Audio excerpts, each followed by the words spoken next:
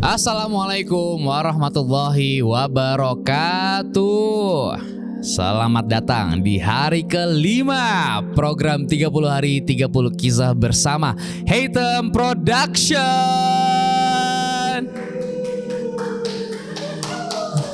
Ini audiensnya memang sangat kita apresiasi ya. Menjadi motivasi bagi gue biar semangat nih ngomongnya. Anyway, kaifa hal kulukum, semoga baik kabarnya di hari kelima puasa ini. Gue masih mendoakan semoga puasa ini kita masih diberkahi, kita mendapatkan ridho oleh Allah Subhanahu Wa Taala, dan insya Allah puasa kita lancar, menahan dahaga, menahan hawa nafsu, menahan rasa lapar, dan yang pasti menjaga iman kita semua. Oke. Hari ini gue akan sedikit bercerita tentang salah satu pertempuran yang terjadi di masa kejayaan Islam juga ya. Kita kembali ke Islamic Golden Age lagi. Kemarin kita udah bercerita tentang Malcolm X. Sekarang hari ini gue pengen cerita tentang pertempuran yang dirasakan oleh tokoh pertama yang kita bahas ya. Ada Tariq bin Ziyad, ada Musa bin Nusair, dan juga ada Tariq bin Malik ya, yaitu pertempuran Tours. Pertempuran Tours ini tuh mungkin lebih akrab disebut dengan The Battle of Tours 732 ya. Ini pertempuran yang sangat-sangat diperankan oleh sosok Tariq bin Ziyad ya. Sekarang kita agak sedikit berbicara tentang pertempurannya ya. Sebenarnya jadi kalau misalnya kita berbicara tentang The Battle of Tours ya, Islam ini tuh waktu itu menyebar ke Eropa ya karena penaklukan dari Tariq bin Ziyad, Musa bin Nusair, dan juga Tariq bin Malik ya. Kaum muslimin yang mendengar kabar penaklukan dari ketiga tokoh tersebut itu tuh turut senang, bersukacita, dan mereka tuh bersyukur banget akan kemenangan yang dianggap sebagai berkah dari Allah Subhanahu Wa Taala. Namun semangat kaum muslimin itu justru hancur kalau misalnya waktu itu mereka mendengar kenyataan bahwasanya strategi mereka itu kalah pada pertempuran Tours oleh pasukan Charlemagne dan Charles Martel ya. The Battle of Tours yang dikenal dalam bahasa Arab atau Balata Syuhada, yang artinya lantai syuhada, karena tanah wilayah Tours terdekat banyak syuhada waktu itu. Jumlah syuhada pada pertempuran itu berkisar sekitar 10.000 lah, termasuk gubernur hingga panglima-panglima pertempuran yang sekitarannya tuh mereka punya reputasi tinggi lah gitu. Ada Abdurrahman Al-Ghafiqi, ya pokoknya banyak deh tokoh-tokoh yang dianggap sebagai syuhada. Nah, kekalahan ini itu malah membuat kaum muslimin itu harus mundur, dan langkah untuk menyebarkan Islam hanya terhenti di The Battle of Tours. Nah, sekarang kita akan sedikit flashback tentang latar belakang The Battle of Tours. Nah, waktu itu umat Islam berada dalam situasi yang kompleks, rumit banget ketika kedua panglima Tariq bin Ziyad dan Musa bin Nusair itu dipanggil oleh khalifah kembali ke Damaskus.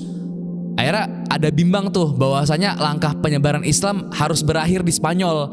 Terus gak lanjut nih ke seluruh Eropa. Akhirnya melalui pengkajian oleh Khalifah Hisham, setelah beberapa tahun umat Islam dalam fase kebimbangan atau vakum tuh waktu itu, masa akhirnya misi untuk menaklukkan kembali dimulai lagi waktu itu. Khalifah Hisham mengkaji 3 masalah utama dalam tubuh internal kaum muslimin sebelum berangkat ke peperangan. Nah, masalah pertamanya adalah kaum muslimin itu butuh sosok panglima yang dapat memimpin mereka lah, dengan reputasi serta karisma yang sangat tinggi, mempunyai sebuah wibawa yang sangat besar ya. Maka waktu itu merujuk kepada gubernur Andalus, yaitu Abdurrahman Al-Ghafiqi. Nah, penunjukan seorang Al-Ghafiqi ini membuat kaum muslimin itu happy. Mereka senang banget karena kecerdasan dan strategi seorang Al-Ghafiqi itu tuh tinggi banget nih dalam peperangan. Nah, problem keduanya adalah cuaca. Cuacanya tuh ekstrim banget yang harus dirasakan oleh kaum muslimin. Mereka belum terbiasa sama cuaca dingin waktu itu. Akhirnya khalifah menambahkan perlengkapan dan obat-obatan untuk mereka lebih nyaman. Nah, lalu problem yang ketiga adalah medan perang yang akan dilalui oleh kaum muslimin ini itu tuh adalah medan perang yang banyak pegunungan, lembah, terus mereka jadi susah deh buat datang ke situ. Nah, akhirnya sang khalifah menambah jumlah prajurit berpengalaman seperti ada Samah, terus ada Basa bin Suhem, ada Yusuf Al-Fihri, ya pokoknya banyak deh. Nah, sekarang kita masuk ke The Battle of Tours, sebuah aksi invasi dari seorang Al-Ghafiqi. Nah, pasukan Ghafiqi waktu itu mulai bergerak untuk melakukan peperangan, mulai invasi menuju ke Prancis atau yang waktu itu dijuluki sebagai invasi Galia. Nah, Septimania akhirnya berhasil ditaklukkan dengan cermat pada tahun 721 Masehi oleh pasukan muslimin. Walaupun Samah bin Malik ataupun yang dikenal sebagai Zama itu harus meninggal di tangan Okitania. Nah, penaklukan Septimania itu memudahkan seorang Ghafiqi untuk melanjutkan perjalanan untuk menaklukkan kembali karena lokasinya strategis, terus berbatasan langsung deh dengan wilayah-wilayah kaum muslimin waktu itu. Nah, 4 tahun Ghafiqi mencermati kelemahan dan celah wilayah Prancis, maka perjalanannya dilakukan kembali oleh Ghafiqi. Ghafiqi mengganti Samah dengan Suhem, lalu mereka menginstruksikan untuk menyerang Carcassonne dengan mereka menyerang Carcassonne atau Carcassonne, Carcassonne. Nah, Anbasah akhirnya menang tuh dalam pertempuran Carcassonne dan mengajak penduduk tersebut untuk berperang bersama umat Islam dengan perjanjian bahwasanya wilayah Carcassonne hanya akan membayar setengah dari jizyah. Nah, ada kota kecil bernama kota Nimes, itu tuh berada di perbatasan Toulouse, berhasil ditaklukkan sehingga langsung bertemu dengan pegunungan Pirna yang strategis banget waktu itu wilayahnya. Nah, ini kita udah ngeliat nih kompleksitas rencana Ghafiqi ini cermat banget ya. Plan dari seorang Ghafiqi, rencananya dia itu mulai berhasil satu demi satu hingga menghadapi masalah yang ini masalahnya kompleks banget sih waktu itu. Nah, masalahnya itu tuh ada dari pemberontakan di tubuh internal kelompok waktu itu. Nah, penguasa Pirenia itu bernama Usman bin Naisa itu melepaskan diri unofficially, gak resmi, dengan mendirikan kerajaan Berber waktu itu. Nah, Usman itu kayak alasannya hanya karena gue berasal dari suku Berber dan suku Berber itu hanya menjadi budak pesuruh suku Arab yang mendapatkan keuntungan dengan pemberian jabatan yang sesuai penaklukan yang dilakukan oleh Torik sebelumnya. Nah, akhirnya Ghafiqi rage, dia marah banget, dia marah besar, memerintahkan kaum Usman dan berhasil tuh. Nah, tindakan yang dilakukan oleh Usman itu tuh berimplikasi pada perpecahan pasukan Ghafiqi yang mayoritasnya itu diisi oleh 2 pasukan Berber dan pasukan Arab. Nah, Ghafiqi melihat pasukan yang mulai mengalami perpecahan itu tetap teguh dan akhirnya tetap mau lanjut ke daerah Poitiers. Nah, keyakinan tekad dari seorang Ghafiqi itu bangkit lagi deh, muncul jumlah pasukan yang besar sehingga dapat meredam perpecahan dan mencari provokator deh dalam pasukannya. Nah, rencana Ghafiqi itu untuk melanjutkan perjalanan itu diketahui oleh Odo dari Occitan. Dari Occitan lalu langsung mengabarkan kepada pimpinan bangsa Prancis yaitu Charlemagne untuk segera mengumpulkan pasukan lagi deh di sana. Charlemagne itu melakukan konsolidasi terhadap pasukan Kristen yang tersebar di daratan Eropa. Proyeksinya ini tuh untuk mereunikan para pasukan Kristen lagi deh yang sebelumnya terpecah untuk segera menghentikan Ghafiqi biar Ghafiqi tuh nggak sampai ke Poitiers.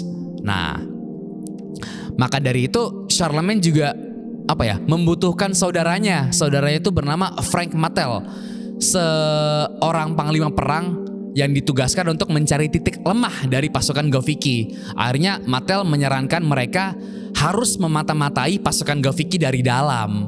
Pasukan sang Ghafiqi itu tuh menyerang ketika musim dingin, which is cuaca yang mereka belum familiar waktu itu. Nah, Charlemagne setuju banget nih untuk langsung mengumpulkan pasukan yang berangkat dari Polyters. Nah, maka langsung kita pada tahun 732 Masehi, pasukan Gaviki yang terlebih dahulu udah ada di wilayah Tours itu mereka bersiap berperang dengan pasukan Charlemagne. Nah, perangnya itu berlangsung sekitar 10 hari dengan serangan yang bertubi-tubi, membuat pasukan Charlemagne kelelahan dengan strateginya Gaviki. Nah, keunggulan Gaviki itu terletak pada jumlah kisaran 70 atau 80 ribu gitu.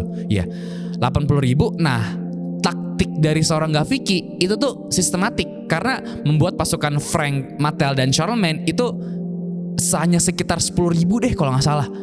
10 ribu apa 20 ribu gitu, lupa dah.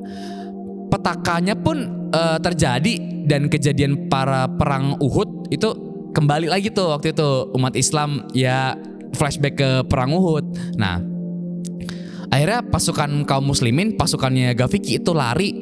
Mereka melupakan taktik dari seorang Gaviki, lalu mereka mengambil ghanimah ataupun rampasan perang dari perang Tours. Nah, Gaviki berusaha banget untuk menahan pasukan biar mereka balik deh, biar kaum muslimin itu nggak mendesak. Akhirnya Gaviki gagah, dia maju, terus dia langsung kayak menembus tubuhnya lalu roboh. Akhirnya Gaviki meninggal pada saat itu. Lalu pasukan muslim ya harus kalah, harus berdiam diri di tenda masing-masing. Nah, kehilangan seorang Gaviki di kaum muslimin itu membuat pasukan kaum muslimin akhirnya patah semangat.